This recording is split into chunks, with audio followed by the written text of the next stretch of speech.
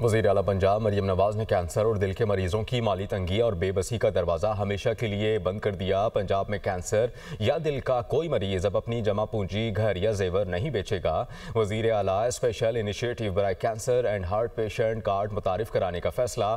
حکومت پنجاب نے کینسر اور دل کے مریضوں کے ناقابل برداشت اخراجات کا بوجھ اپنے سر لے لیا۔